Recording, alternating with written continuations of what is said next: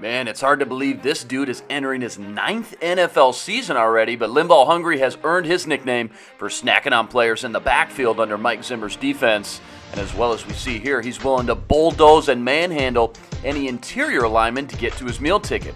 The first thing that always blows me away when watching his film is his initial strength, pop, and punch at the point of attack. Even against fellow NFL offensive linemen, Limbaugh is that much stronger than his opponents. Snap in and snap out. Here, he strikes first, knocking big-name free agent Weston Richburg back and off balance. This allows him to ride the line of scrimmage and check out just how well he's able to move laterally for such a big man. It's rare to see the combination of power and quickness that Limbaugh Joseph has stopping this run for a minimal gain. Want more? Who doesn't? On this play, Limbaugh jolts the center back and wins with initial contact once again, but that's not enough. Recognizing the running back's lane, he's going to try to squeeze through next to Anthony Barr, who also does a great job of sealing this edge. Limbaugh straight up just shoves his man into the running back Matt Breida, who immediately gets knocked off balance for a tackle for loss. I'm sorry I don't have more in-depth analysis on this one.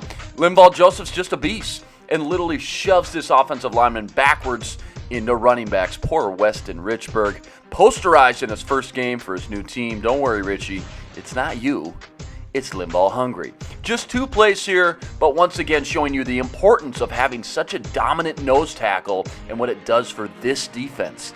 Everyone wants the splash plays all the time, but without Limbaugh shutting down teams' running games, there is no 3rd and long situations we see so frequently where the big interceptions and sacks come into play.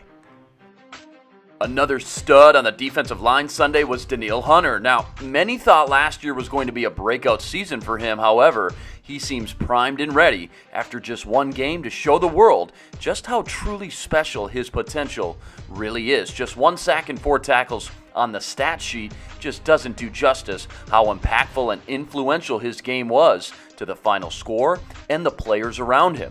Known by many as a pass rush specialist, Hunter's waking people up with just how well-rounded his game truly is. In fact, I've gone on record saying his run defense may actually be better than his pass rush ability at this point.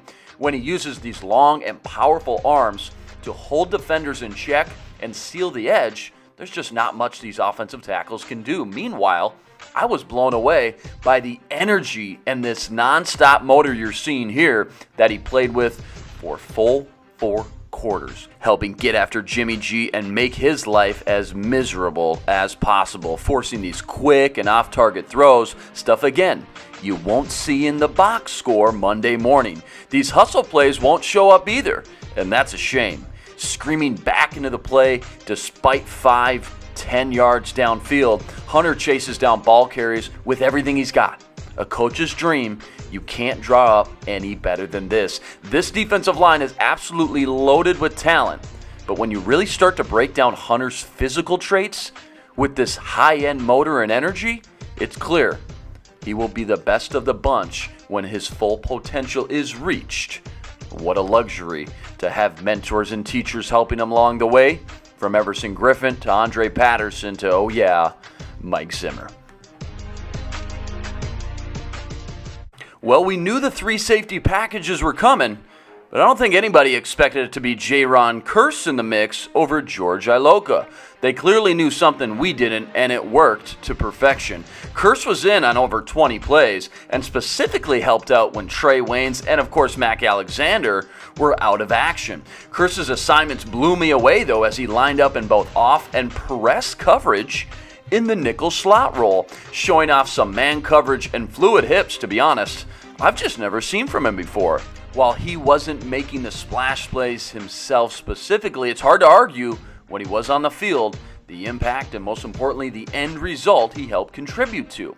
These snapshots here were 4 pivotal plays in the game: a pass breakup on 3rd down, a Xavier Rhodes interception, Harrison Smith interception, and Kearse screaming off the edge in a nickel blitz, forcing a quick and off-target pass. While I fully expect Iloka to take over this role eventually, Kearse made things difficult on coaches this week as he played a major role in many of the team's biggest defensive plays Sunday. My gut says you'll see more Kearse before you see George Iloka next week in Green Bay.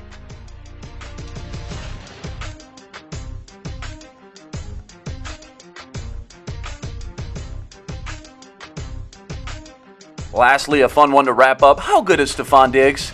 Scoring the team's first touchdown of the 2018 season. Cousins has time, going far sideline. End zone, it's Diggs! Touchdown!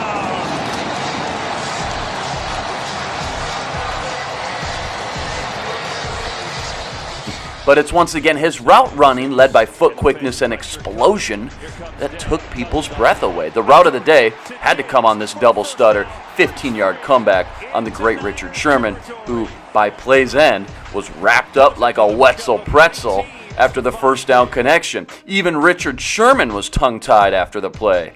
That's how you know. Watching Stephon Diggs run these routes has truly become a clinic for young, inspiring wide receivers everywhere, proving that you don't need to be the biggest or even the strongest. If you can get open in the NFL, they'll get you the ball. Of course, this wasn't the first time we've seen Richard Sherman get beat by an undersized Viking wideout. Don't act like you don't remember with me. Week 10 of the 2013 season in Seattle. Christian Ponder to Jarius Wright, baby. Now that was cold-blooded. Check back for more Vikings breakdowns from me, Luke Inman, on ZoneCoverage.com. Going deep and open. Jarius Wright, touchdown Vikings!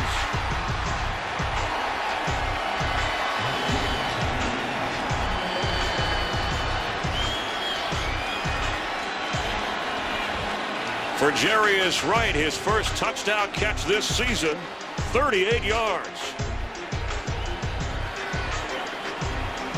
It brought a hush over the crowd. Look, you can get these guys on double moves, and here's Jarius Wright, and let's watch the double move. Boom, a little out and up. Of course, you need time by your quarterback to let that develop in terms of time to throw. Ponder bought time rolling out, throws a nice ball. They're right back in this game. Extra point.